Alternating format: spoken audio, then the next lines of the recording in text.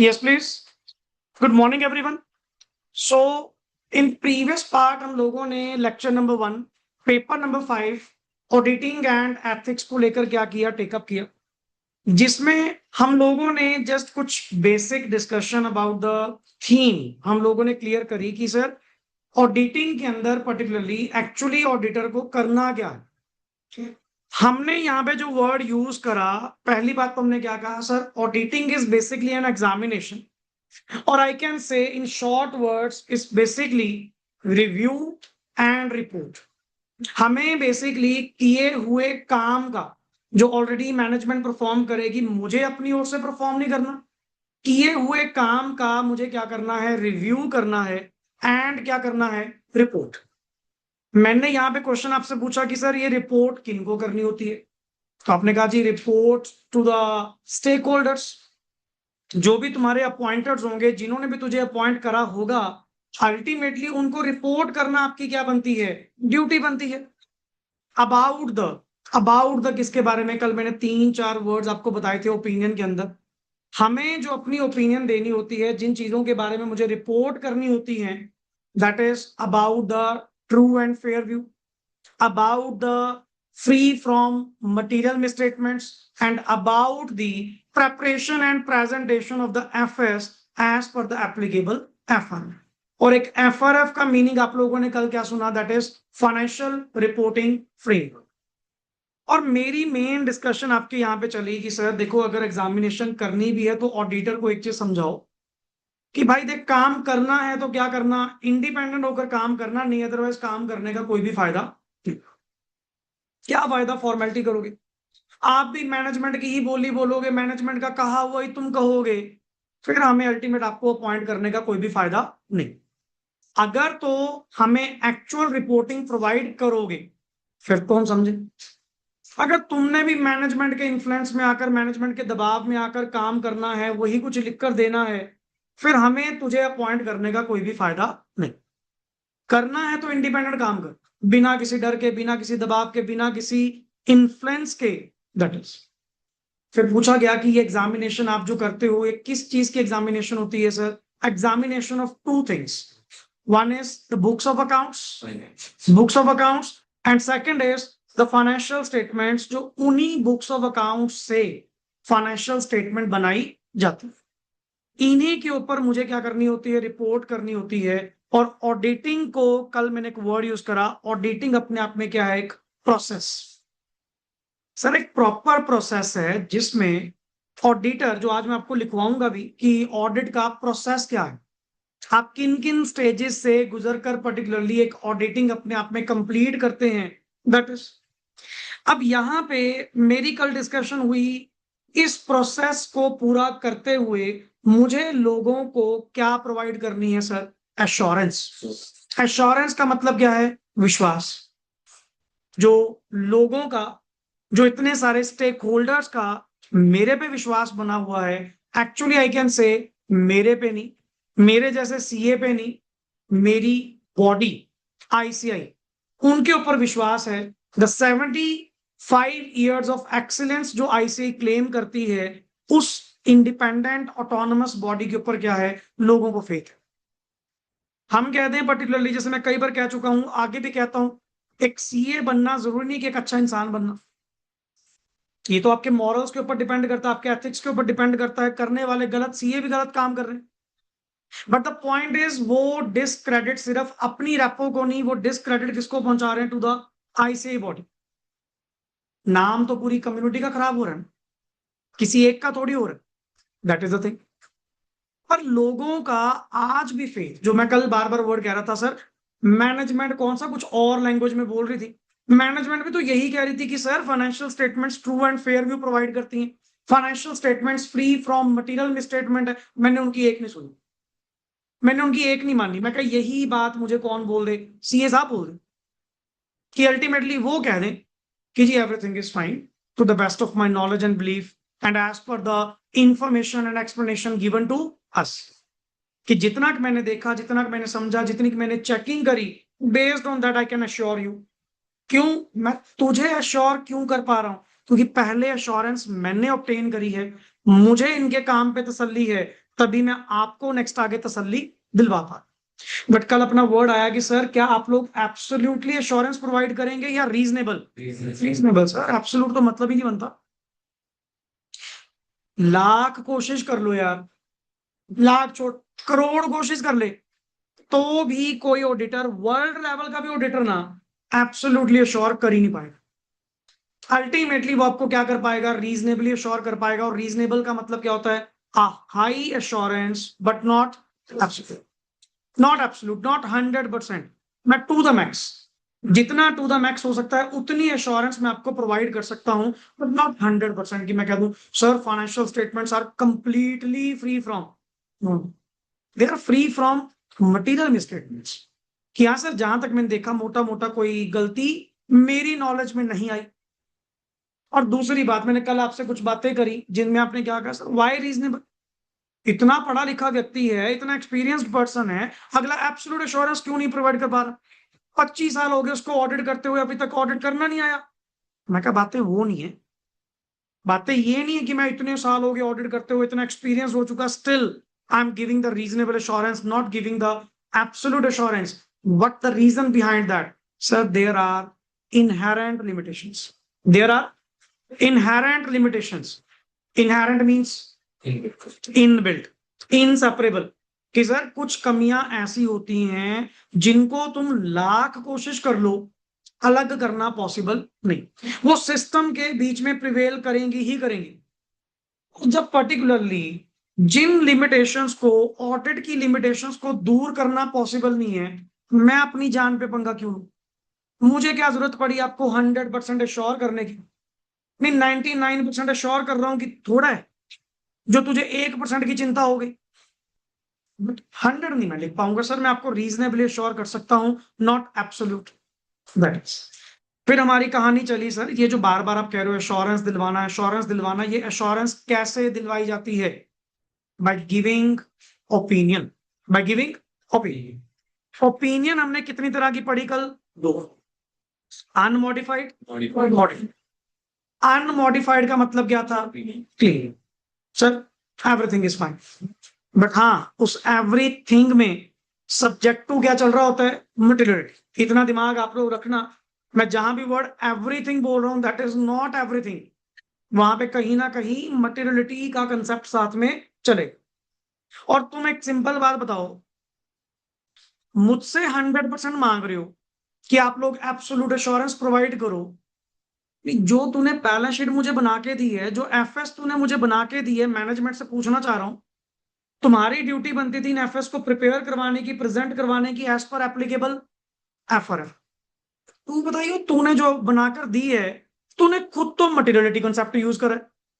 Accounting standard 1, accounting standard 1 के अंदर आपने कौन सा कंसेप्ट पढ़ा? मटेरियलिटी। कि फाइनेंशियल स्टेटमेंट्स को मटेरियलिटी यूज करते हुए आप लोग क्या करेंगे? Prepare and present. वाह तेरे, अपने आप तू मटेरियलिटी यूज कर रहा है और मेरे पे कह रहा है तू 100% यूज कर। वही प्रोवाइड नहीं करेंगे।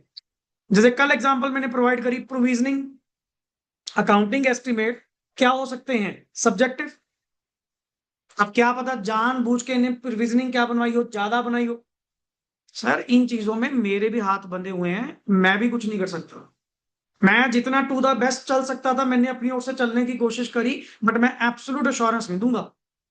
मेरी ओपिनियन में लैंग्वेज आपको हमेशा क्या मिलेगी? To the best, to the best of my knowledge and belief and as per the, ये सेफ्टी लाइन है हमारी, to the best of my knowledge and belief and as per the information and explanations given to us, जैसा हमें बताया गया, जैसा हमें show किया गया, based on that I can reasonably assure you, मैं ये भी नहीं कहूंगा I can assure you, I can reasonably assure you, लिख दूंगा वर्ड्स में, कहीं फिर उठ के आ जाओ इसने तो गारंटी दी थी। एंड हाँ, ऑडिट करवाना और मेरी ओपिनियन उन चीजों के ऊपर जाना, it doesn't mean any guarantee.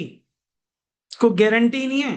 जैसे बहुत सारे लोग ना गलत इन चीजों को इंटरप्रेट करते हैं, नो जी सीए साहब की रिपोर्ट आ गई, उन्होंने अनमॉडिफाइड ओपिनियन दी है, मतलब कंपनी अगले साल भी बढ़िया काम करेगी। अगले साल? कौन सा अगले साल? मैंने तो ऑडिट किसका करा? पिछले साल का। Audit is postmortem activity. Audit is sir it's basically postmortem. जो बीत चुका मैं तो उसी का पोस्टमार्टम कर रहा हूं. Not about the present, not about the future. मैं गारंटी तो वर्ड सपने भी मत बोलना.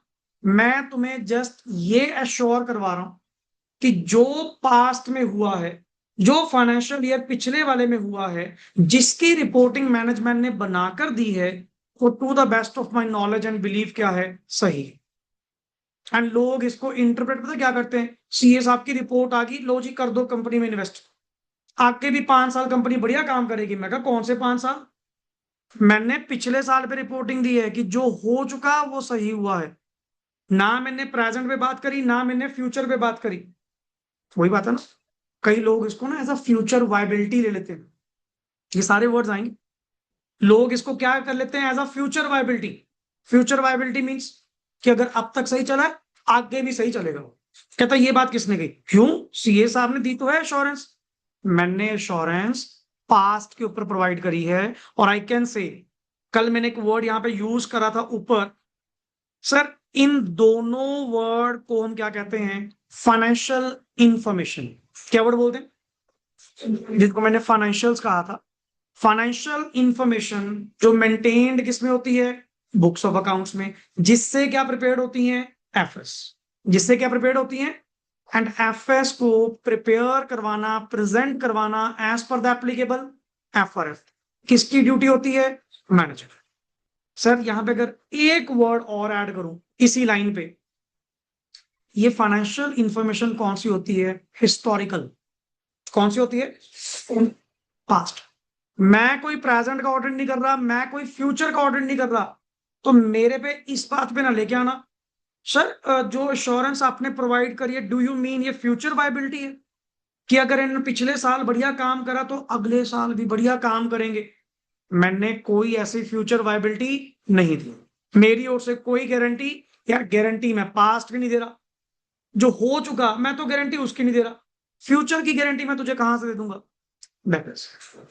तो इन चीजों के ना मिथ हैं. इट्स बेटर कि इन चीजों को क्लियर किया जाए. और ये सारी चीज आपको वर्डिंग के जरिए क्लियर.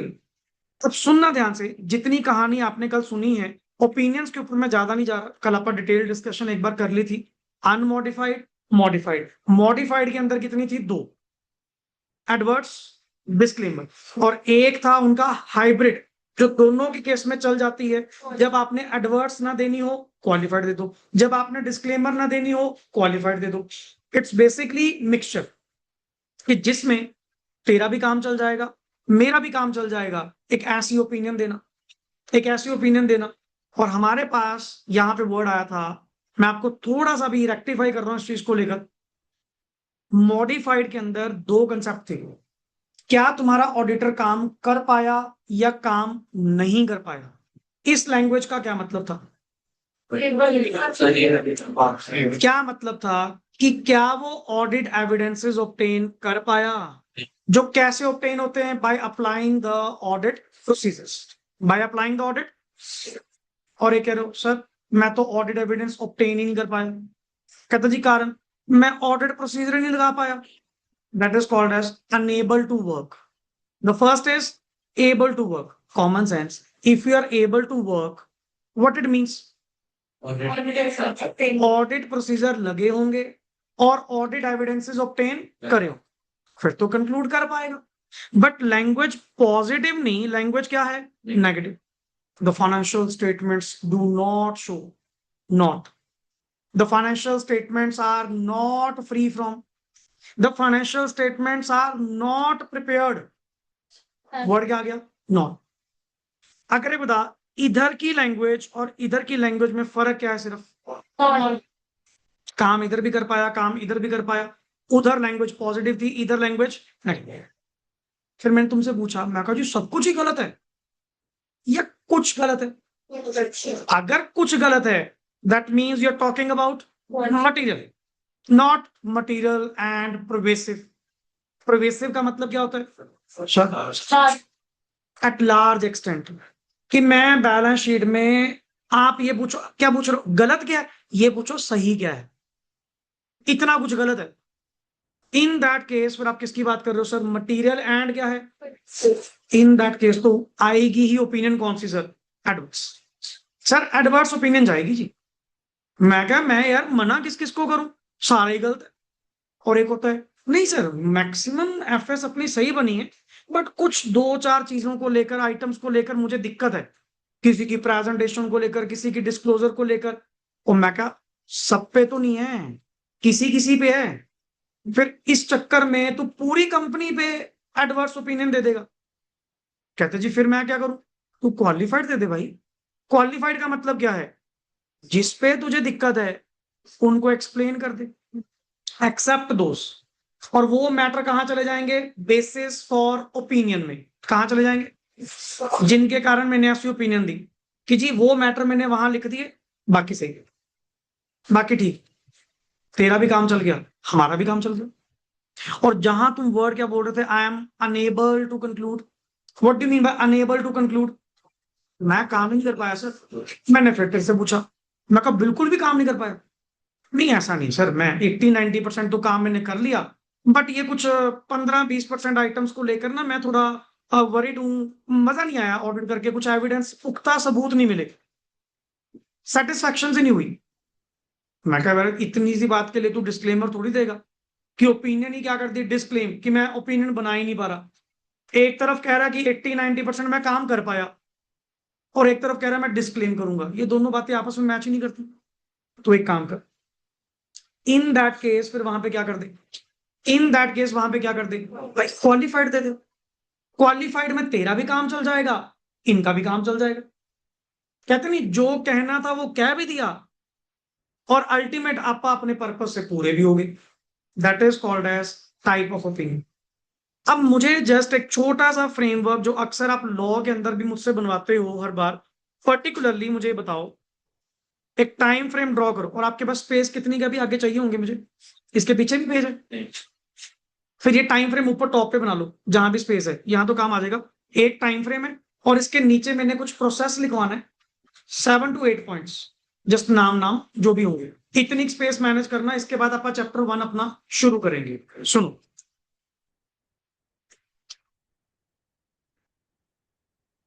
सुनो जी, एग्जाम्पल बताइए। आप ईयर कौन सा ले लें? चलो मान लो 25-26 ले लें। Financial year 2025-26। ये बच्चे वन पे कर, वन पे फाइनेंशियल ईयर, ये भी 2025-26 एग्जाम्पल टेकअप कर रहा हूं। अब इस 25-26 में पर्टिकुलरली आपका नेचुरली बैलेंस शीट डेट कौन सी होगी? 31 मार्च 2026। बैलेंस शीट डेट आपकी कौन सी होगी? 31 मार्च 2026। इतनी कॉमन सेंस तो है। अच्छा, मैंने कल एक वर्ड कहा था, ऑडिट भी दो तरह के होते हैं, टाइम जोन के पॉइंट्स। ऐसे तो बहुत है ऑडिट, एक होते हैं पीरियोडिकल, एक होते हैं कॉन्टिन्यूस। पीरियोडिकल माने एनुअल ऑडिट, उसको वर्ड बोलते हैं एनुअल, साल खत्म होने के बाद, कि पहले तुम कर लो जी, तुम अपनी books of accounts and all क्या कर लो, कंप्लीट कर लो, फिर मैं वन शॉट आऊंगा, कंप्लीट ऑडिट एक बार में निपटाऊंगा, दैट इज पीरियोडिकल ऑडिट। और एक होता है कॉन्टिन्यूस, जैसे जो बड़ी एंटिटीज हैं, लार्ज एंटिटीज हैं, जिनकी ट्रांजेक्शन बहुत ज्यादा है। अब किसी के लिए इतना पॉसिबल नहीं होता कि सर 365 दिन का 4 दिन में ऑडिट करना। तो क्लाइंट की भी इच्छा होती है सर, हमें वो जल्दी वाला काम नहीं चाहिए, हमें प्रॉपर ऑडिट चाहिए, फिर आप कॉन्टिन्यूस करवा लो। बट इतना पता है फाइनलाइजेशन का मेथड तो दोनों में क्या रहेगा, सेम रहेगा। वो तो सिटिंग्स का फर्क पड़ गया। पीरियोडिकल में एक दो सिटिंग खत्म होने के बाद, ईयर कंप्लीट होगा उसके बाद लगाएंगे। कॉन्टिन्यूस के अंदर महीने के महीने, क्वार्टरली, सेमी एनुअली, हमारी बस नंबर ऑफ सिटिंग्स बढ़ जाती हैं कि अपना काम कुछ कुछ करके रख लो। और कंपनी को फायदा है, अगर हम बात करें ना, कंपनी को पीरियोडिकल के बजाय कॉन्टिन्यूस में फायदा है। कारण गलतियां पता लग जाएंगी टाइमली, और एक होता है ईयर कंप्लीट होने के बाद पता लगे, फिर अब पछताए हो तो क्या, साल तो निकल गया, अब थोड़ी रेक्टिफाई होगा। बट पॉइंट ये है कि फिर कंपनी का नुकसान भी है। ना ना ना, फीस कहाँ, पीरियोडिकल की फीस पे आउट करना, कहाँ कॉन्टिन्यूस में। देखो जी, फिर अपने अपने प्रोज एंड कॉन्स हैं। बात CBA cost and benefit analysis की होती है। जिसको बेनिफिट दिखता है उसको कॉस्ट नहीं दिखेगी, जिसको कॉस्ट दिखती है उसको बेनिफिट नहीं दिखती। ये अपनी अपनी समझदारी है। अब चलो आप अपनी एग्जांपल पे रहें। 31 मार्च 26 को बैलेंस शीट क्लोज होती, do it mean balance sheet is fine? और बुक्स ऑफ अकाउंट्स क्लोज होती है, अकाउंटिंग पीरियड एंड होता है। तो जस्ट अभी अकाउंटिंग पीरियड एंड होगा, फाइनल तो अभी ये शुरू होंगी। पहली बात, मार्च का जीएसटी, मार्च का टीडीएस, ये सारा किस में जाएगा? अप्रैल में। ईपीएफ, ईएसआई, सैलरीज सब डिस्बर्स कहां पे होंगी? अप्रैल में। करते करते करते, वैसे भी टीडीएस की लास्ट डेट तो 31 मई है, रिटर्न फाइल करने की, डिपॉजिट करवाने की 30 अप्रैल है, जाके तकरीबन तकरीबन मई तक, जाके मई में भी हो जाए वो भी नहीं होती। ये सिर्फ ना लिस्टेड वाले हैं जो तेज चलते हैं। जो लिस्टेड एंटिटीज है ना, इनका तो डेली के बंदे बिठा रखे हैं काम पे। वो नहीं, क्योंकि उनको तो क्वार्टरली क्या पूरे साल का रिजल्ट अपना स्टॉक एक्सचेंज पे देना है। वो तो बहुत तेज है।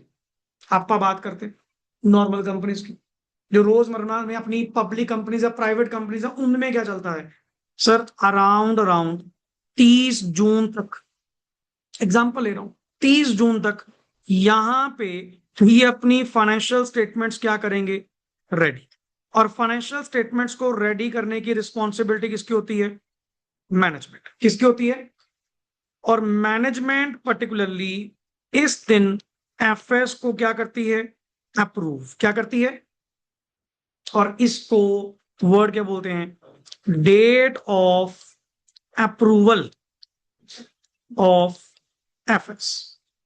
कि सर 30 जून को एफएस आपकी रेडी हो चुकी, मैनेजमेंट ने उस पर रिस्पॉन्सिबिलिटी टेकअप कर ली, विच मींस उनकी ओर से फाइनेंशियल स्टेटमेंट्स को क्या कर दिया गया? अप्रूव। कंपनी में दो वर्ड चलते हैं, अप्रूव अलग चीज है, अडॉप्शन अलग चीज है। अप्रूव कौन करते हैं?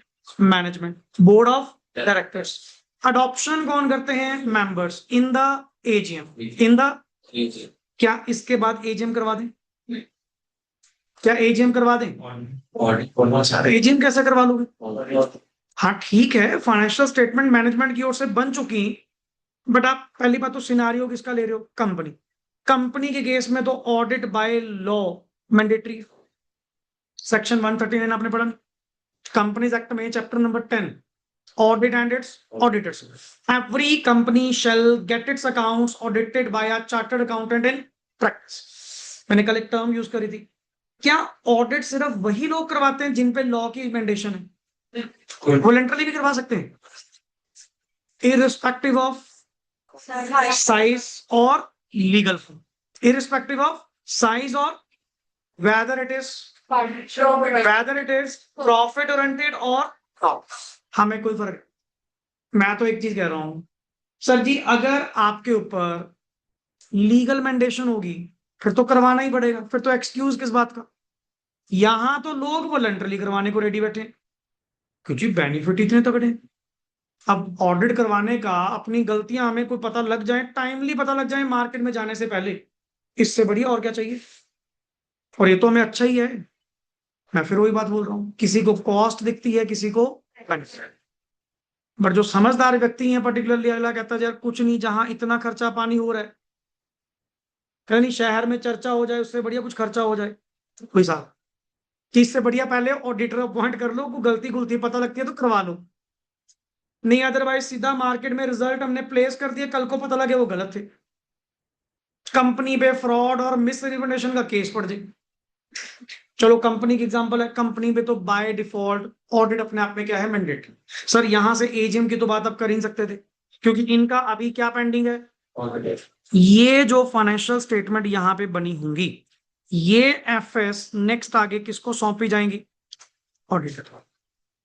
क्लियर? एंड ऑडिटर इन्हीं फाइनेंशियल स्टेटमेंट्स का क्या करेगा? पहली बात, ये एफएस कौन सी है? हिस्टोरिकल। कौन सी है? कौन सी? Previous year. मैं दोबारा फिर कह दूं, मैं प्रीवियस ईयर में जो हो चुका उसके बारे में एश्योरेंस, उसके बारे में रिपोर्ट आपको प्रोवाइड कर रहा हूं, मैं फ्यूचर या प्रेजेंट की तो बात ही नहीं कर रहा, मैं 26-27 की तो बात ही नहीं कर रहा, या 27-28 की तो बात ही नहीं कर रहा, मैं तो बात ही किसकी कर रहा हूं, 25-26। तभी मैं जब रिपोर्ट बनाऊंगा ना, इन जो अंधभक्त हैं इनको हाईलाइट करके, मेरी रिपोर्ट इन फाइनेंशियल स्टेटमेंट्स के ऊपर है जो कि ईयर एंडिंग 31 मार्च 2026 वाली होंगी। कदरी इतना जोर क्यों दे रहे हो? मैं कहा नहीं आते मूर्ख बैठे हैं ना, वो फिर कह देंगे future viability guarantee bye the auditor. मैं कोई गारंटी नहीं दे रहा, कोई मैं फ्यूचर वायबिलिटी की बात नहीं कर रहा, मैं ये बात कर रहा हूं जो पास्ट में हुआ वो वैसा हो, मैं सिर्फ उस पे बात कर रहा हूं, दैट्स इट। कहीं आप मेरे इन रिपोर्ट को गलत सेंस में इंटरप्रेट करना शुरू कर दें और मार्केट में रूमर कुछ और बना दें, इसीलिए क्लैरिटीज प्रोवाइड करनी जरूरी है। सुन, अब ये इसके ऊपर क्या करेगा, ऑडिट। अच्छा, ऑडिट करने का मतलब क्या करेगा ये, रिव्यू का मतलब proper examination by applying the procedure. And क्या कलेक्ट करेगा, एविडेंसेस। क्या कलेक्ट करेगा, एविडेंसेस, जिनके बेसिस पे, जिनके बेसिस पे क्या ड्राफ्ट करेगा, ओपिनियन। क्या ड्राफ्ट करेगा, एंड इसको एक्सप्रेस करेगा via report, via report. Sir आपको नहीं लगता एफएस का स्टेटस चेंज हो गया जी? पहले ये एफएस क्या थी, अनऑडिटेड। पहले क्या थी, अब क्या बन चुकी, लेट इट बी। ऑडिटर ने जी जब भी, चलो इनको सौंपी गई, जब भी ऑडिटर को अपॉइंट किया गया, अल्टीमेट इस बंदे ने जी तकरीबन तकरीबन 10 अगस्त तक, एग्जांपल ले रहा हूं, 10 अगस्त तक इसने ऑडिट रैप अप कर दी एंड रिपोर्ट पेश कर दी, कंपनी को प्रोवाइड कर दी। Now it's company's duty to arrange. क्या अरेंज करवाना, एजीएम की डेट इन्होंने डिसाइड करी, मान लो 20 सितंबर। 20 सितंबर क्या कर सकते हैं, Yes. Close of the financial year से 6 मंथ्स, 6 महीने लास्ट तेरे बनते हैं 30 सितंबर। और बस हाँ, नोटिस नोटिस वगैरह जो आपके पॉइंट हैं वो अपना ध्यान रखना। अगर 20 तारीख को मीटिंग है, 21 क्लियर दिन, 21 क्लियर दिन का नोटिस आपको देना। थोड़ा सा लॉ मिक्स कर रहा हूं बीच में, जो chapter number 7 management and administration की चीजें हमने टेकअप करना।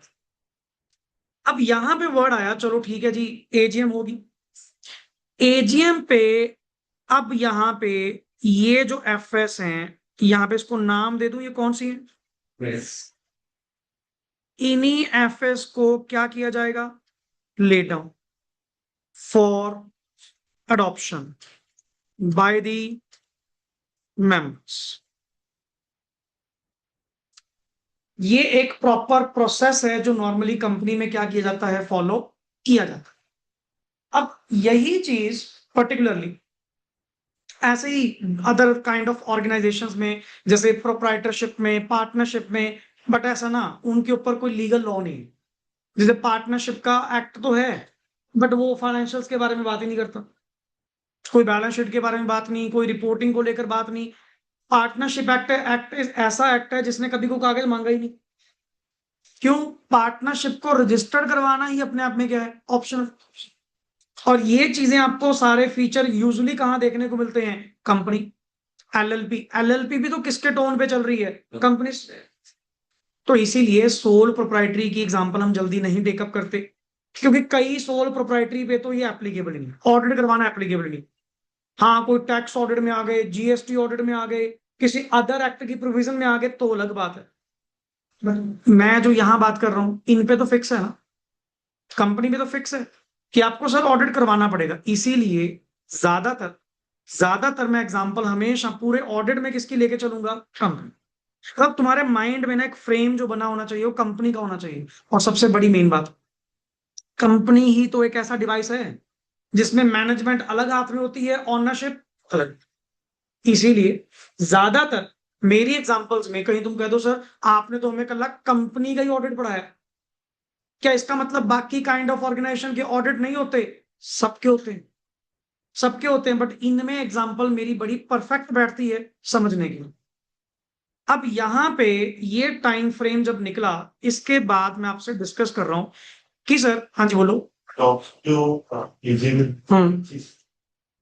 एफएस जो फाइनेंशियल स्टेटमेंट ऑफ फाइनल हुई हैं, मेंबर भी तो ठप्पा लगाएंगे।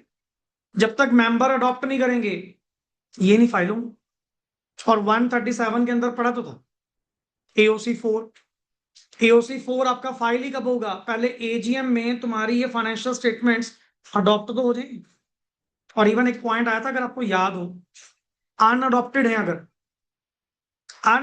अगर तो आपको प्रोविजनली उसको क्या करना था? फाइल। और जब फाइनल वाली हो जाएंगी तब दोबारा फाइल कर देना। कंसेप्ट सारे वही रहेंगे।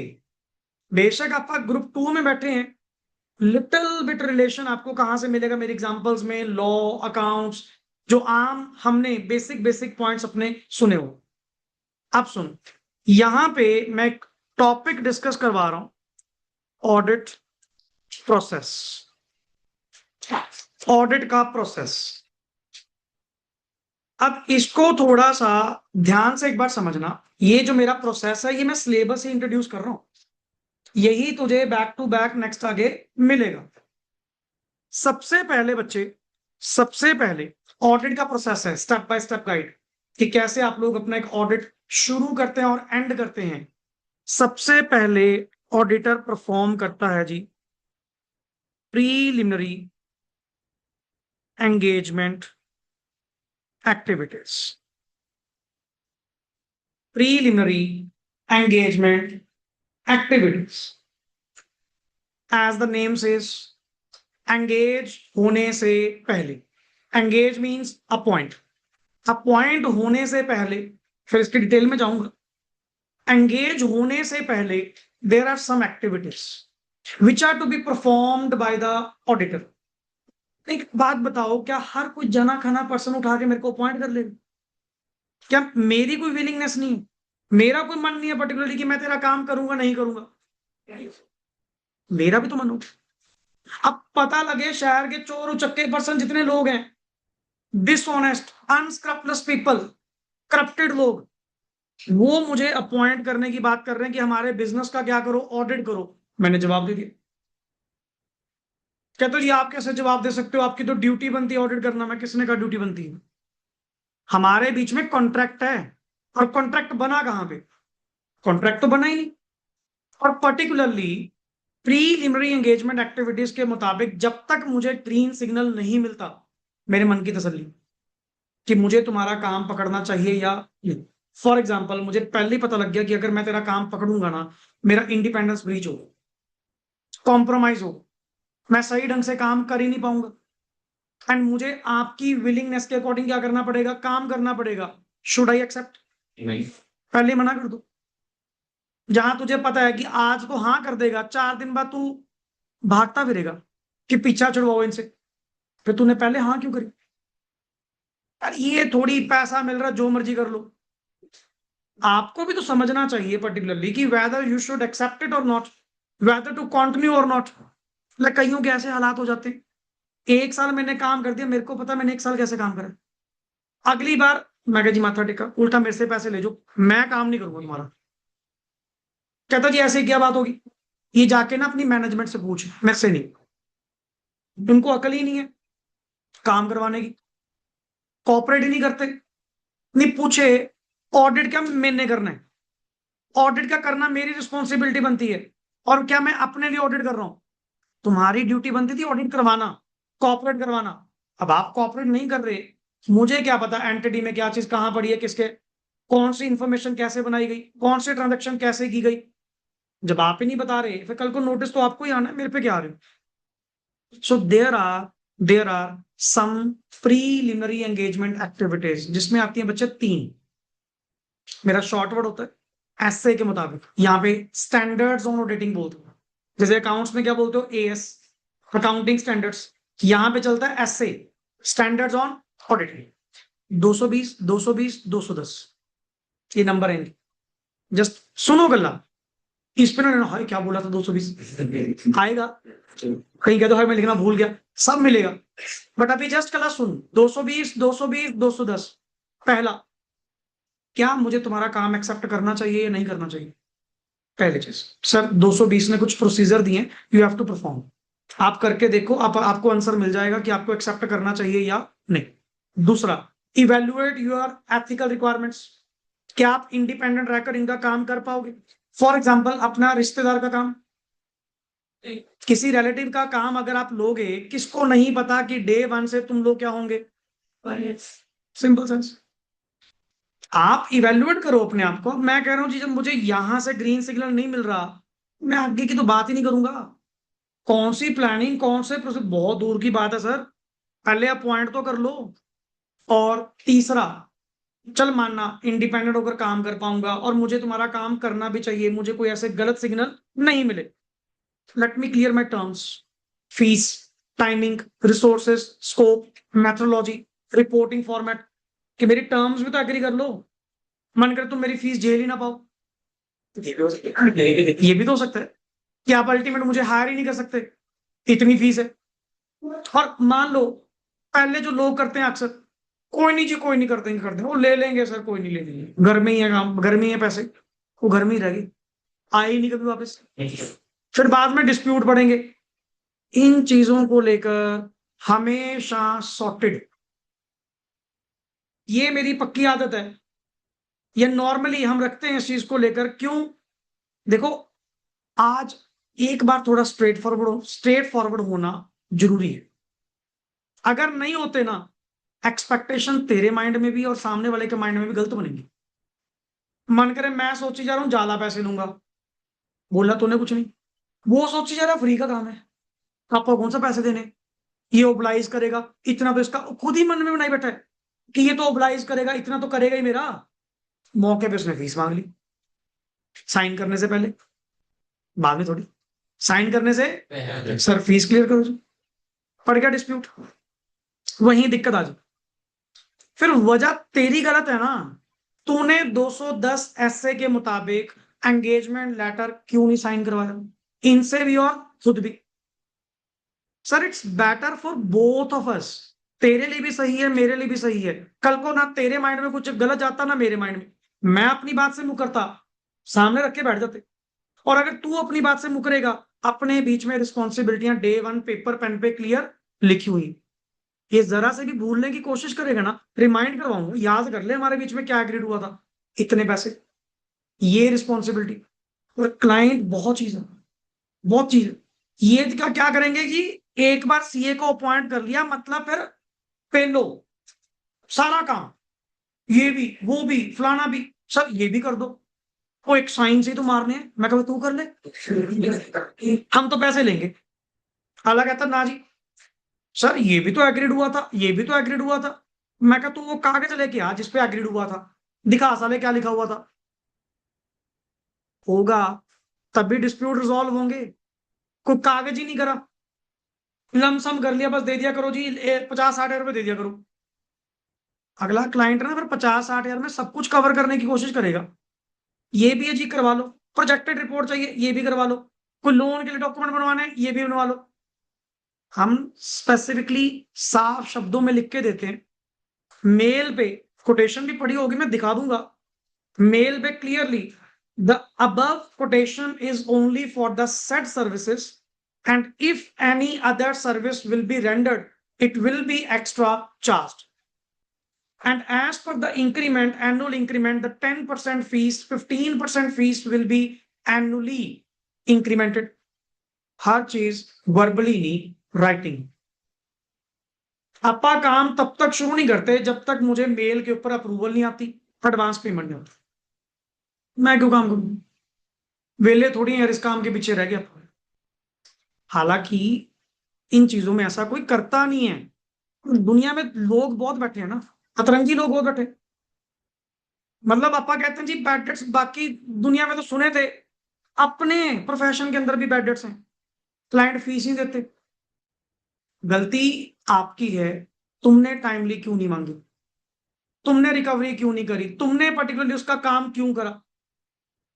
कई प्रोफेशनल्स बड़े पक्के हैं, सर एडवांस डाल दो, इवन एडवांस पूरी फीस। फिर वही बात है ना, अगला कहता है मेरे को काम की नीड थोड़ी है, तू मेरे पास आया है, मैं तेरे पास नहीं। एडवांस फीस पूरी दे के जा, काम शुरू हो जाएगा। और बाकी फिर मैं जानता हूँ, आपका काम होके रहेगा। और ये थोड़ी हर छोटी छोटी बात के लिए मैं तुझे कॉल करता रहूंगा, मेरी फीस दे दो, मेरी फीस दे दो, मेरी फीस दे दो। और भिखारी थोड़ी है, प्रोफेशनल है। अपना हक मांग रहा हूँ, कोई डैमेजेस थोड़ी मांग रहा हूँ, कोई कंपनसेशन थोड़ी मांग रहा हूँ। That is the case. It's better to be clear, क्योंकि इसके बाद वो अपनी ड्यूटी पूरी करेगा, मैं अपनी ड्यूटी पूरी करूंगा, कि एक बार चीजें क्लियर भाई कर लो। जहां कोई मिसअंडरस्टैंडिंग होती है ना, वहीं पे फिर मिसकंसेप्शंस की वजह से क्या होती है, लड़ाइयां होती हैं। फिर आप क्लियर क्यों नहीं करते? अब हमारा फिक्स रूल है, कोई भी काम है जहां मुझे लगता है ना पर्टिकुलरली कि सर यहाँ पे कुछ डेविएशन हो सकती है, आप पहले डिस्क्लोजर देते हैं, सर इस केस में आपके इतने पैसे लगेंगे जी। कहते सर आप बड़े स्ट्रेट फॉरवर्ड हो। मैं क्या बढ़िया फिर, आज तो सच तुझे कड़वा लगेगा बट हजम तो कर लेगा। काम होने के बाद तुझे बोलूंगा मैं, तुझे झटका लगेगा कि आपने पहले क्यों नहीं बोला। इट्स बेटर कि पहले एक बार क्लियर कर लो, फिर ना मेरे मन में डर, ना तुझे किसी बात का वो।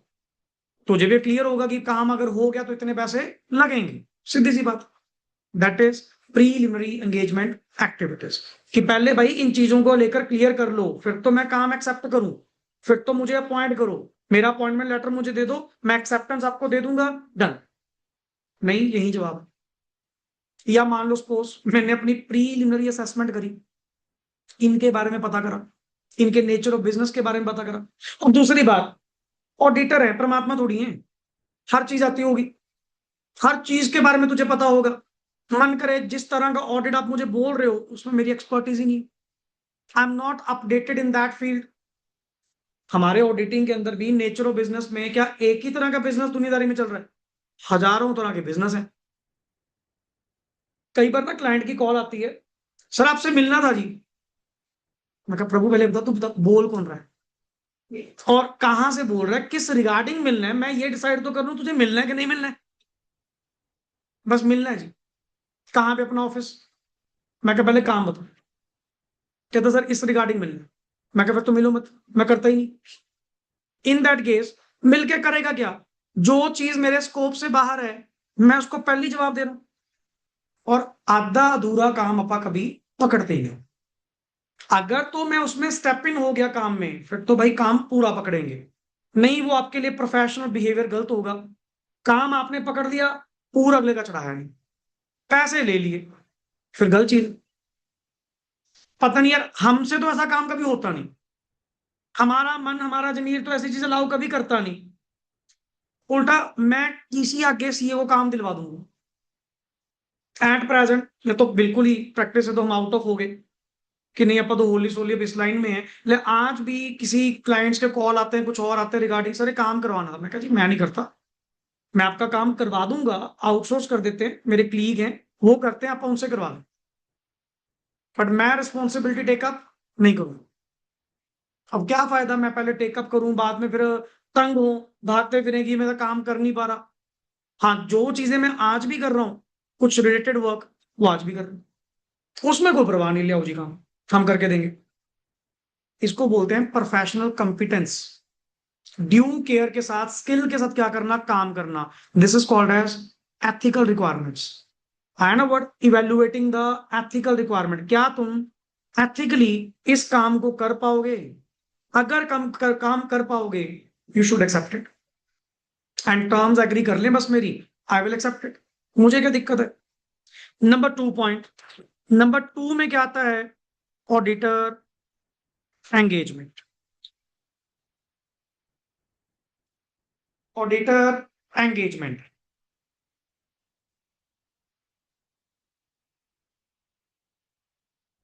Auditor engagement. अब जब नंबर वन वाले से एक्सेप्टेंस मिली, ग्रीन सिग्नल मिला, ऑडिटर को क्या कर लिया गया? एंगेज। कैसे एंगेज? उन्होंने मुझे अपॉइंटमेंट लेटर दिया, मैंने उसके ऊपर क्या जताई? एक्सेप्टेंस, कि मैं आपका काम क्या कर रहा हूं, एक्सेप्ट। अब शुरू होगा ऑडिट। ये पहले उसके स्टेप्स हैं, वो पहले हायर तो कर लो। जब तक अपॉइंट ही नहीं करोगे मैं तेरे लिए काम क्यों करूंगा? अब आता है नंबर थर्ड। नंबर थर्ड आता है जी, let me start audit planning. Audit planning, एक कॉमन सेंस, जेन्युइन सोच, तुझे क्लाइंट के बारे में पता कुछ नहीं, तेरी सबसे पहले ड्यूटी क्या बनती है, जिसको वर्ड बोलते हैं knowledge about the clients business, knowledge about. क्योंकि जब तक मुझे, पहले तो मैं इनको बुलाऊंगा, मैं कह सर अब अपना ये तो क्लियर हो चुका कि मैं आपका काम करूँ, now let's have a second meeting जिसमें आप अपने बारे में थोड़ा बताओगे, आपका काम क्या है, मैं समझने की कोशिश करूंगा, let me take the knowledge.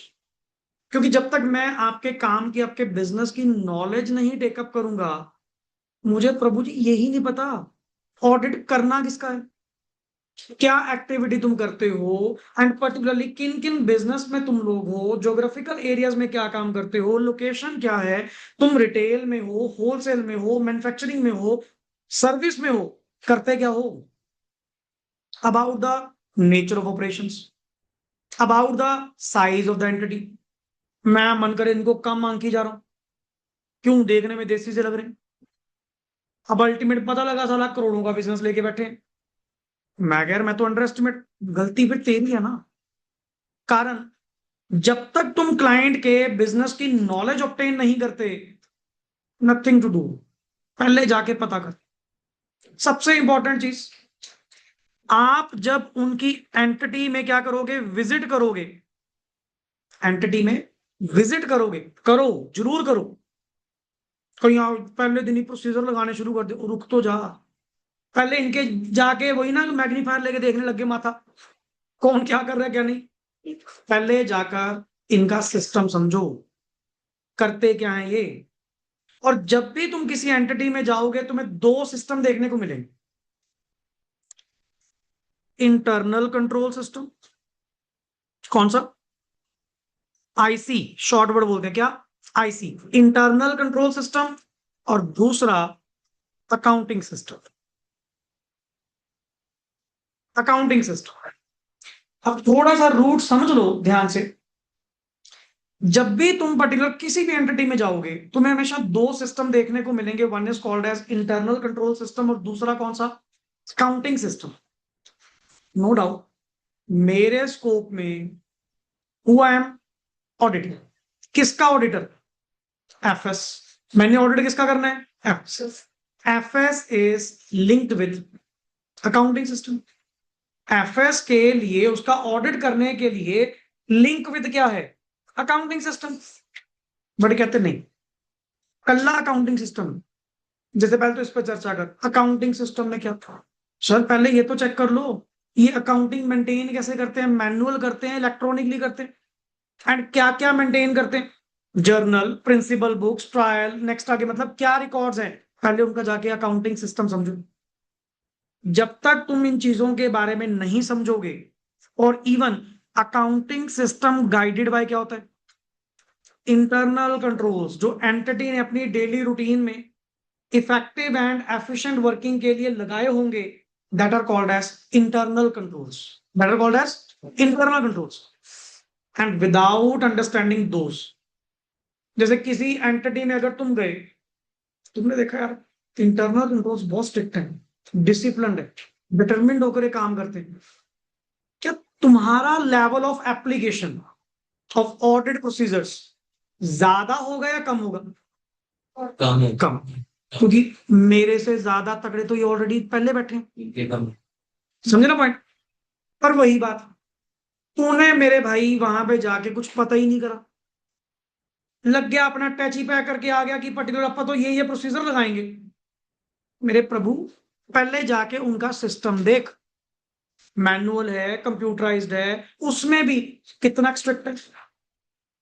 जैसे मैंने इनमें एथिकल बिहेवियर देखा कि मैनेजमेंट कितनी क्रैक है, किस चीज को लेकर ज्यादा ही पैशनेट है, ज्यादा ही मतलब परफेक्शन पे काम करते हैं। मेरे लिए तो उतना बढ़िया है, क्यों, जितना पागलपन इनमें ज्यादा होगा, ये साले उतना डाटा क्या मेंटेन करेंगे, बढ़िया, स्ट्रिक्ट, अच्छा, मेरा लेवल ऑफ एप्लीकेशन क्या हो जाएगा। और मैंने इनके यहां पे जाके पता करा, ये करते ही कुछ नहीं है, कोई कुछ नहीं मेंटेन कर रहा, ठीक है जी बस काम चलाइए। मेरे को समझ आ गई, इन पे भरोसा नहीं कर सकते, अपने आप ही करना पड़ेगा जो भी करना पड़ेगा, लेवल ऑफ एप्लीकेशन क्या हो जाएगा। ये चीजें तुझे कहाँ डिसाइड करनी होती हैं, विच मीन्स एक शॉर्ट वर्ड बोलते हैं deciding the NTE. NTE nature, timing and extent. क्या वर्ड बोलते हैं? Nature, timing and extent. कौन से, कब लगाने हैं, किस हद तक लगाने हैं। दोबारा, नेचर मीन्स कौन से, टाइमिंग मीन्स कब, एक्सटेंट मीन्स किस हद तक लगाने हैं। यही तो मैंने डिसाइड करना है, यही चीज तो मैंने प्लानिंग के अंदर डिसाइड करनी है। और वो डिसाइड कैसे होगी सर? आपको पहले इनके ये वाले सिस्टम समझने पड़ेंगे जी। जब तक आप इन सिस्टम्स को समझोगे नहीं, आपकी प्लानिंग बेकार, आपका आगे सारा प्रोसेस ही बेकार, क्या फायदा। इसीलिए कहा सबसे पहले इसको वर्ड में बोलूंगा, अंडरस्टैंडिंग। अंडरस्टैंडिंग दी एंड, क्या वर्ड बोलूंगा? Understanding the and. कि सर एंटिटी अंडरस्टैंड करो। जब तक तुम एंटिटी अंडरस्टैंड नहीं करोगे ना, प्लानिंग तुम्हारी काम की है ही नहीं। सबसे पहला पॉइंट ये था। और मैं ये थोड़ी कह रहा हूं इनका सिस्टम बनवा जाके, और बनवाना नहीं है, जो वहां पे लगा होगा, जो एग्जिस्टिंग होगा, बस उनको जाके ऑब्जर्व कर, अंडरस्टैंड कर व्हाट्स गोइंग ऑन, ताकि मैं उस अकॉर्डिंग टू तैयारी करके आऊं। जिनमें एक छोटी सी एग्जांपल दे दी, छोटी सी एग्जांपल दे दी। अगर आईसी सिस्टम स्ट्रांग होगा किसी भी एंटिटी का, आईसी, आईसी क्या होते हैं? जितने, आईसी का मीनिंग क्या होता है sir? The plans, policies, procedures adopted by the management, adopted by the in their system, in their for the efficient and effective working of the company, ताकि कंपनी के जितने डे टू डे अफेयर्स हैं efficiently, effectively and economically हो सके। That is why IC वहां पे लगाए जाते हैं। अब किसी भी एंटिटी में अगर आईसी सिस्टम अच्छा होगा, फिर ऑडिटर का काम क्या हो जाएगा? इजी, कम हो जाएगा। लेवल ऑफ एप्लीकेशन, एनटीई का लेवल, एनटीई का लेवल क्या हो जाएगा? मैं सोची बैठा भाई क्या कुछ करना पड़ेगा, मैं कहा यहाँ तो लगा लगाया काम मिलेगा, हर चीज कंप्यूटराइज्ड है एंड स्ट्रिक्टली डाटा मेंटेन हो रहा है ना, मेरा काम आसान हो गया। और वही दूसरा केस आपने क्या पढ़ा कि अगर आईसी सिस्टम आपका क्या होगा? वीक। क्या होगा? इन दैट केस हम क्या करेंगे? लेवल ऑफ एप्लीकेशन क्या करेंगे? इंक्रीज। इन पे भरोसा नहीं कर सकते। बंदा कहता जी आप तो कल अकाउंटिंग सिस्टम पे गौर करो ना, आईसी सिस्टम पे क्यों ध्यान मार रहे हो? मैं कहता रहा अकाउंटिंग करने का जो सिस्टम है वो भी तो गाइडेड बाय किसके द्वारा होगा? Internal controls. हैंस मेरे स्कोप में आईसी की स्टडी भी आती है, आईसी की स्टडी भी आती है। आनी तो कौन सी चाहिए थी अकेली? अकाउंटिंग। बट मैं क्या करूं सर, अकाउंटिंग सिस्टम में भी तो गाइडेंस किसकी होती है? आईसी। कौन अकाउंटिंग करेगा, कैसे करेगा, ये एंट्री करके इसको पास करेगा, ये सारे क्या हैं? Internal controls. इसका किया हुआ काम ये चेक करेगी, ये क्या है? Internal controls. इसका डॉक्यूमेंट मेंटेन होना चाहिए, फाइलिंग के अंदर लगा होना चाहिए, ये उसका बैकएंड। तो कल्ले अकाउंटिंग से काम नहीं चलेगा, तेरे को आईसी सिस्टम भी क्या करना पड़ेगा? स्टडी करना। अब सुन, इसके बाद नंबर 4, प्लानिंग के अंदर मैंने एनटीई लेवल पता कर लिया होगा, नेचर, टाइमिंग है, एक्सटेंट। यहां पे मैं लगाऊंगा जी 1 ऑडिट प्रोसीजर्स। क्या लगाऊंगा? ऑडिट प्रोसीजर होते हैं बच्चे दो, ये जो साइड पे चार्ट बना है ना, इसी के नीचे लिख रहा हूं, अंडरस्टैंडिंग द एंटिटी इंटरनल, क्योंकि नेचुरली दो सिस्टम है। सुन, दो सिस्टम है, दो ही तरह के ऑडिट प्रोसीजर होते हैं। बट इसको अगर मैं तेरे को, चलो आज रिवील नहीं करेंगे, आज सिंपल इस पे रखते हैं पहले। ऑडिट प्रोसीजर भी दो तरह के होते हैं। जब किसी एंटिटी में जाओगे, जब सिस्टम ही दो होते हैं, तो प्रोसीजर भी कितनी तरह के होंगे? दो। एक होता है बच्चे compliance, compliance procedure. Internal control system पे जो प्रोसीजर लगाए जाते हैं they are called as compliance, और अकाउंटिंग सिस्टम पे जो लगाए जाते हैं that are called as substantive. अब आजकल ये ओपन लेक्चर डाल रहा हूं, ये भी जो दो हैं, जो भी सुनेगा ना पर्टिकुलरली, उसको ऑडिट का पूरा ज्ञान सार इसमें मिलेगा। हालांकि ये अभी 10% भी नहीं है। अगर ओपन डिस्कशन पे चलने लग जाएं, मैं बुक भी ओपन ना करवाऊं, तुझे सारा कंसेप्ट भी करवा दूं, तो भी possible. But the point is हमें वर्ड टू वर्ड रीड करना है, वर्ड्स के ऊपर रिटेनेंस करनी है। तो इसीलिए मैं अपनी बड़ी वर्डिंग अभी रिस्ट्रिक्टेड रख रहा हूं, उतनी जितना आपको बेस चाहिए। बट इतना बताइए, पहले 2 लेक्चर में अगर कोई ओपन सुन रहा होगा ना, अगला ये कहेगा चैप्टर 1 से तो बहुत आगे निकल गए, चैप्टर 4, 6, 8, 9, 10, 11 तक सब आ रहे हैं बीच में, ये सब आ रहे हैं। एथिकल रिक्वायरमेंट्स की अगर बात की गई, चैप्टर 11, प्रोफेशनल एथिक्स, सब कंसेप्ट चल रहे हैं। अब सुनिए यहाँ पे, सर ऑडिट प्रोसीजर का मोटिव क्या होता है? पहली बात, procedure means techniques, process, methods जो आपकी ओर से लगाए गए, और इन प्रोसीजर्स लगाने से तुम्हें क्या मिलते हैं? एविडेंस। क्या मिलते हैं? थोड़ी लाइन। एंटिटी में कितनी तरह के सिस्टम थे? कौन कौन से? आईसी और अकाउंटिंग। अगर तुझे ऑडिट एविडेंस किसके बारे में चाहिए? आईसी सिस्टम के बारे में। किसके बारे में? जो प्रोसीजर ऑडिटर की ओर से लगाए जाएंगे उनका नाम क्या होता है? कंप्लायंस। कंप्लायंस। और सर इसमें आपको चेक भी क्या करना होता है? जो आप कह रहे हो जी मैं प्रोसीजर लगाऊंगा, ऑडिट एविडेंस इकट्ठे करूंगा, किस चीज के बारे में? इंटरनल कंट्रोल्स की doc, DOC, DOC, D for design, O for operating effectiveness, C for continuity, कि जो इंटरनल कंट्रोल्स लगे हुए हैं क्या प्रॉपरली डिजाइंड है? इस बात का एविडेंस ऑडिटर को, इस बात की पुष्टि करनी है एंड पुख्ता सबूत इकट्ठे करने हैं। क्या ऑडिट एविडेंसेस मतलब क्या इंटरनल कंट्रोल्स प्रॉपरली डिजाइंड है, ऑपरेटिंग इफेक्टिवली है, and continuity throughout the year है? If yes, I am satisfied. मैंने कंप्लायंस प्रोसीजर लगाकर अपने आप को तसल्ली दिलवा ली, और मैंने अपने आप को तसल्ली दिलवा ली एविडेंस लेते हुए। अब मैं लोगों को तसल्ली दिलवाऊंगा। ठीक है जी, बढ़िया चल रहे हैं आप। और इधर सब्सटैंटिव प्रोसीजर किस पे लगाए जाते हैं? Accounting system. अकाउंटिंग सिस्टम के क्या?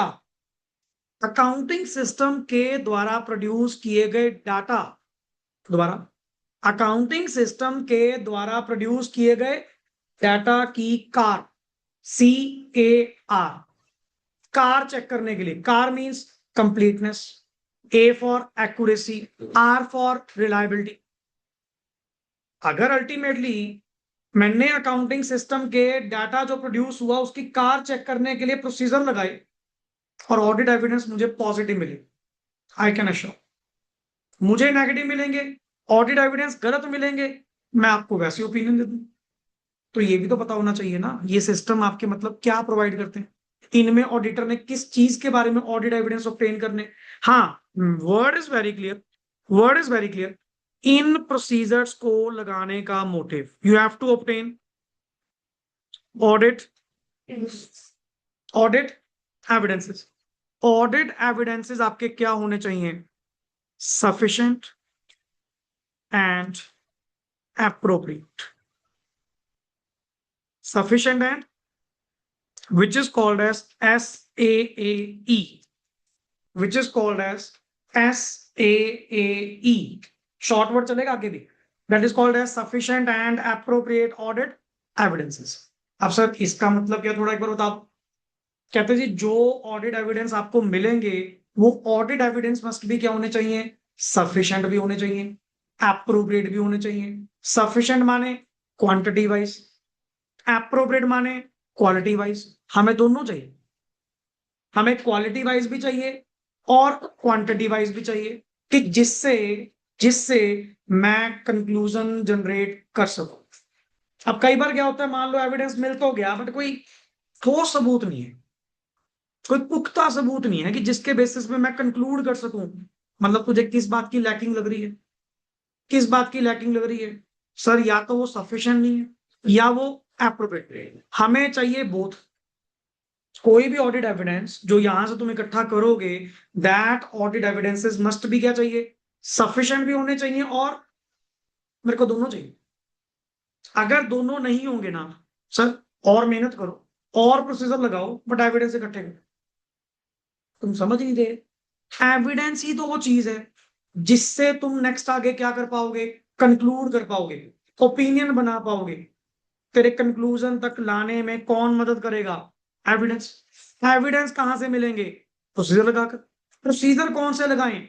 ये तो प्लानिंग में पता लगेगा। और प्लानिंग कब शुरू होगी? जब ऑडिटर को एंगेज किया जाएगा। ऑडिटर एंगेज कब होगा? जब प्रीलिमिनरी एंगेजमेंट एक्टिविटीज उसको अलाउ करेंगी। प्रोसेस है, लाइन है। अब पॉइंट इज, मैंने वर्ड क्या बताया? Sufficient means quantity wise and appropriate means quality. Now sir, ये जो एविडेंसेस हैं ये मुझे किस चीज में मदद करेंगे? Audit conclusion, that is opinion, that is opinion, that is opinion. And after that number 7 point, इस ओपिनियन को next on step audit reporting, that is drafting audit report. Drafting audit report कि सर आप अपनी audit report क्या करो? Draft करो। And finally the last step is reporting वगैरह होने के बाद ऑडिट डॉक्यूमेंटेशन। सबसे important step audit documentation, audit documentation,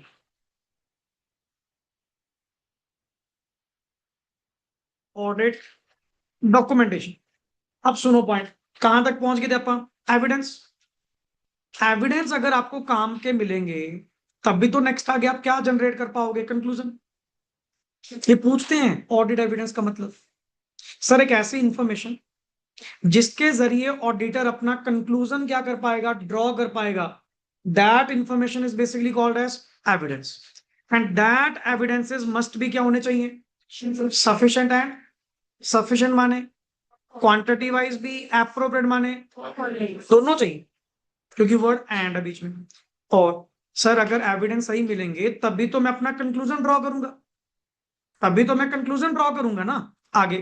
and that is word क्या लिखा हुआ है? ओपिनियन। ओपिनियन के पास डिस्कशन कर चुके ऑलरेडी। ओपिनियन कितनी तरह की होती है जी? दो। Unmodified, modified. मॉडिफाइड कितनी तरह की? तीन। Adverse, qualified, disclaimer. वो अपनी डिस्कशन हो चुकी है। सर ओपिनियन ऐसे थोड़ी, ओपिनियन तो भी फ्रेम हुई है, एक्सप्रेस तो करनी पड़ेगी। एक्सप्रेस कैसे करोगे? By report.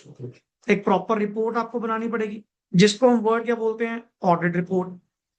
और अल्टीमेटली, दे रहा हूं ब्रेक यार 5 मिनट, मानता हूं। आगे audit documentation, the main thing is audit documentation. इनकी हरकत है ना, ये खड़का सा कर दो अपने आप ही हिलेंगे। ऑडिट डॉक्यूमेंटेशन, ऑडिट डॉक्यूमेंटेशन का मतलब क्या है?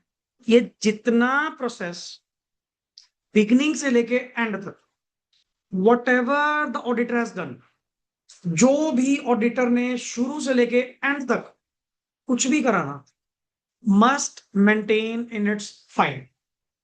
हर चीज का पेपर, एक डॉक्यूमेंट आपको अपनी फाइल के अंदर क्या करना पड़ेगा? मेंटेन करना पड़ेगा। और वो फाइल कोई कॉमन फाइल नहीं है, क्लाइंट वाइज। हर क्लाइंट की एक प्रॉपर फाइल हम क्या करते हैं? अलग मेंटेन करते हैं, जिसमें उसके ऑडिट के रिलेटेड सारे डॉक्यूमेंट्स क्या होंगे? लगेंगे।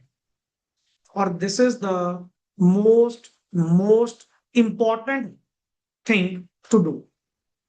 अगर पर्टिकुलरली कोई डॉक्यूमेंटेशन आपने मेंटेन नहीं करी, आप पे प्रोफेशनल मिसकंडक्ट है। कल को कोई इंस्पेक्शन आ जाए तुम्हारे ऊपर, हमारे भी ऑडिट होते हैं, सीएस के भी ऑडिट होते हैं, हमारे होते हैं क्वालिटी ऑडिट।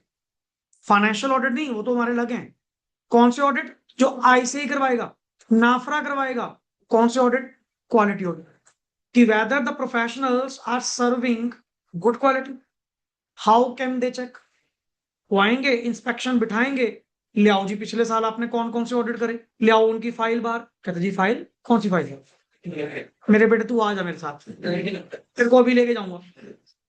कि तुम्हें यही तक नहीं पता कि अल्टीमेटली, और ये मेंटेन करना एज पर 230 स्टैंडर्ड भी है। चैप्टर नंबर 6, चैप्टर नंबर 6 ये स्टैंडर्ड भी है। सर आपकी तो ड्यूटी बनती थी। और एक बात बताओ, कल को तुम चीख चीख कर कह के थक जाओगे सर, सच मानो। मैं नहीं मानता।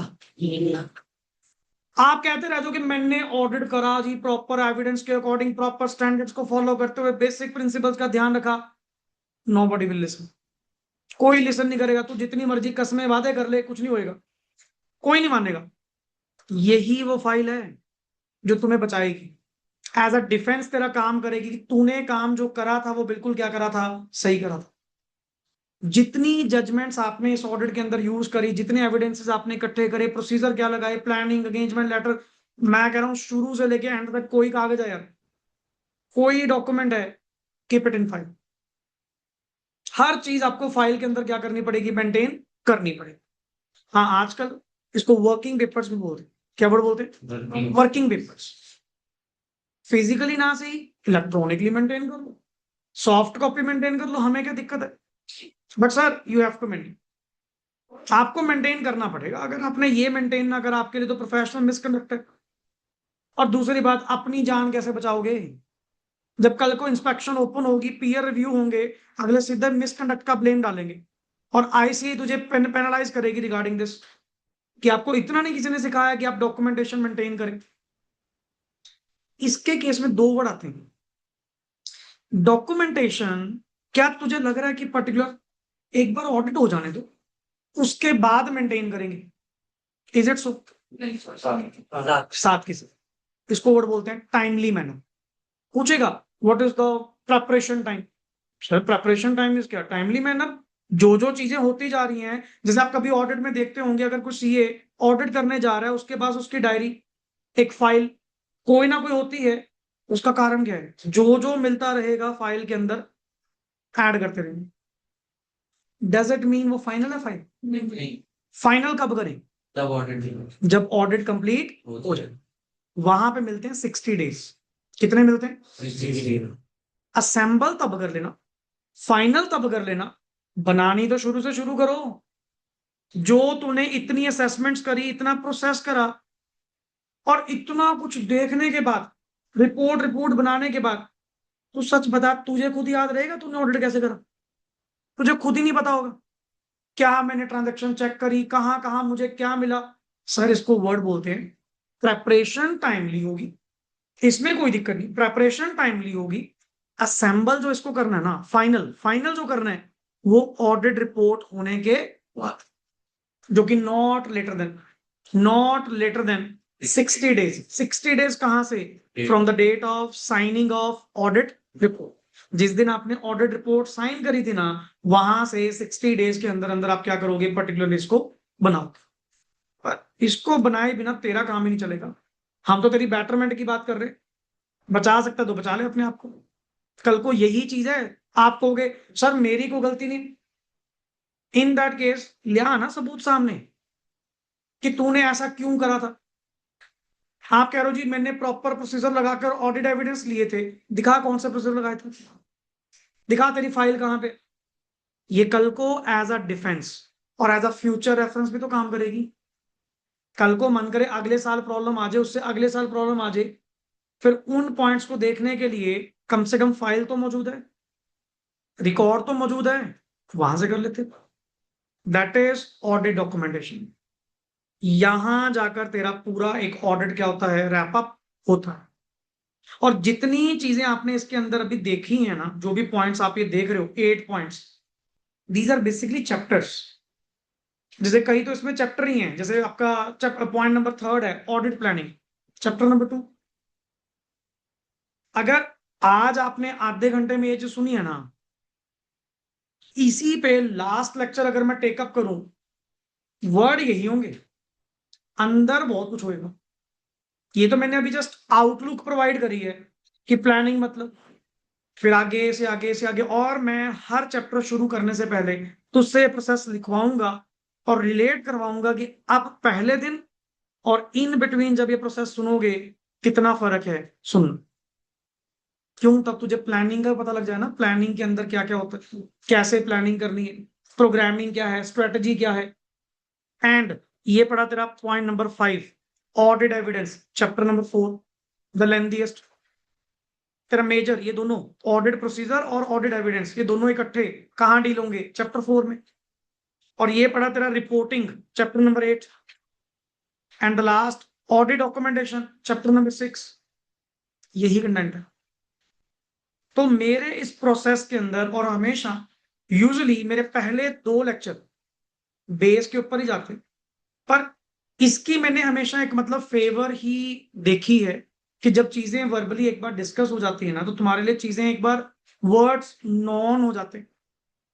अब एटलीस्ट जब बुक पढ़ोगे, काफी सारी चीजें आपके माइंड में ऑलरेडी, ओपिनियन वर्ड तुझे पता होगा, प्रोसीजर वर्ड तुझे पता होगा, एविडेंस तुझे पता होगा, रिपोर्टिंग क्या है, डॉक्यूमेंटेशन क्या है, इंडिपेंडेंस क्या है, एग्जामिनेशन क्या है। मोस्ट ऑफ द वर्ड्स आपके ऑलरेडी क्या हो चुके, इन 2 लेक्चर्स के अंदर पैकअप हो चुके। हालांकि प्रीवियस बैचेस में मेरा 75 लेक्चर्स का कंटेंट होता था पूरा ऑडिट, लास्ट वाले में 81 गए, 5-6 लेक्चर्स बढ़ गए, चलो वो तो बैच साइज भी बड़ा था, बट स्टिल 78 79 तो बड़े आराम से। कारण मैंने 1-2 लेक्चर ये बढ़ा दिए कि पहले आप एक बार वर्बली डिस्कस करते हैं चीजें हैं क्या। लाइक प्रीलिमिनरी एंगेजमेंट एक्टिविटीज को लेकर पता लग चुका कि सर ऑडिटर को पहले अपने दम पे कुछ पहले बेसिक्स एक बार देखने चाहिए। लाइक अंडरस्टैंडिंग की बात हो चुकी कि ऑडिटर को ये चीजें अंडरस्टैंड करनी चाहिए। जब तक तुम अंडरस्टैंड नहीं करोगे, नॉलेज ऑब्टेन नहीं करोगे, प्लानिंग किस चीज की कर रहे हो? तुझे ये तो पता नहीं वहां पे चलता क्या है, पहले जाके ये तो पता कर उनका आईसी सिस्टम क्या कहता है, उनका अकाउंटिंग सिस्टम क्या कहता है। That is so take 2 minutes इस पे, जो मैंने आज बात करी है सिर्फ इस पे एक बार वर्ड थिंक। हाँ जी। सर ये जो ऑडिट प्लानिंग का हाँ, ये कॉन्ट्रैक्ट आई मीन जो एग्रीमेंट साइन होता है तो उसके बाद उसके बाद बट पहले ही ना, पहले क्यों है? ये से कॉस्ट पहले नो, वो तो प्रीलिमिनरी असेसमेंट में आप कर लेते हो, वो तो अंदाजा तो आप पहले लगा लेते हो कितना खर्चा पानी होगा, तभी तूने एक्सेप्ट करी है। ये प्लानिंग है, डिटेल्ड प्लानिंग। इतना एक्सेप्ट हो चुका, काम करना है, करना कैसे, ये वो है। हाँ जी, अपने पास ही होती है, अपने पास ही रखनी होती है, कोई मांग भी नहीं सकता, किसी को देना भी नहीं। सिर्फ इंस्पेक्शन वगैरह करवाने में अगर कोई आता है आईसीआई, तो आपको पेश करनी पड़ेगी। जैसे है 7 साल, इसका retention time period 7 years from the date of signing, ये चीज। सर अगर हम प्रीलिमिनरी एंगेजमेंट में नहीं मतलब विड्रॉ बीच में, चीज भी कर सकते हैं। डिस्क्लेमर देके बाहर निकलो, डिस्क्लेमर नहीं देना, विड्रॉ कर लो। पॉसिबिलिटी बाद में भी है, जैसे आप कह रहे हो जी शुरू शुरू में बंदा ठीक लग रहा था, मैंने ऑडिट एक्सेप्ट कर लिया, बाद में रंग दिखाने शुरू कर दिए, in that case not to worry, withdraw कर लो। ऑडिटर रेजिग्नेशन कंपनीज एक्ट में भी तो था, आप रिजाइन कर दो, और अगले का जो भी कॉज है, अगले पे मुंह पे कह के जाओ कि जी इसकी वजह से छोड़ के जा रहा हूं, मना कुछ नहीं है। पर पॉइंट ये है, अगर एक प्रिकॉशन तुम ले सकते थे, मान लो मैं कह रहा हूं ये तो तुझे पता नहीं था, अगर पता है फिर जरूरी फंसना है। मैं बाद में छोड़ के भागूंगा और कहीं ना कहीं वो ना काबिलियत मेरे पे भी तो है, इससे बेटर है भाई तू एक्सेप्ट ही ना कर, अगले का भी क्यों नुकसान करना और अपना क्यों नुकसान करना। अब कईयों को ना लड़ाई में मजा आता है, ऐसी चीजों में उलझने में, कि हाँ बढ़िया 4-5 दिन परेशान रहेंगे, उसको भी परेशान करेंगे। एक होता है पर्टिकुलरली जो इन चीजों से बचता है, यार अपा झमेले में पड़ना ही नहीं, सॉर्टेड लोग हैं अपन लोग, हमें क्या मतलब है, आपा तो लड़ाई से पहले ही दूर रहते। तुझे पता है कि प्रोफेशनल कॉम्प्रोमाइज होगा, क्या मुझे एक्सेप्ट करना चाहिए, मैं प्रीलिमिनरी के टाइम भी मना कर दूंगा। पर अगर उस वक्त भी नहीं पता लगा, बाद में भी कर सकते हो, बट वहां पे फिर विड्रॉल का सीन होगा, फिर वहां पे कंसिक्वेंसेस थोड़े डिफरेंट है। अच्छा, कई बार क्या होता है, बाय लॉ तुम्हारी अपॉइंटमेंट है, विड्रॉल करना पॉसिबल नहीं, फिर तुझे ऑडिट करना ही पड़ेगा, फिर वहां पे डिस्क्लेमर जाएगा, मैं काम ही नहीं कर पा रहा। तो ये सभी सिनारियोज आएंगे, अभी तो ये बहुत माइनर डिस्कशन है, अलग अलग केस बनेंगे, अलग अलग सिचुएशंस बनेंगी, जजमेंटल है ये कंटेंट अपना। कौन सा है? जजमेंटल। किशोर बताओ इन दैट सिचुएशन आप क्या करोगे?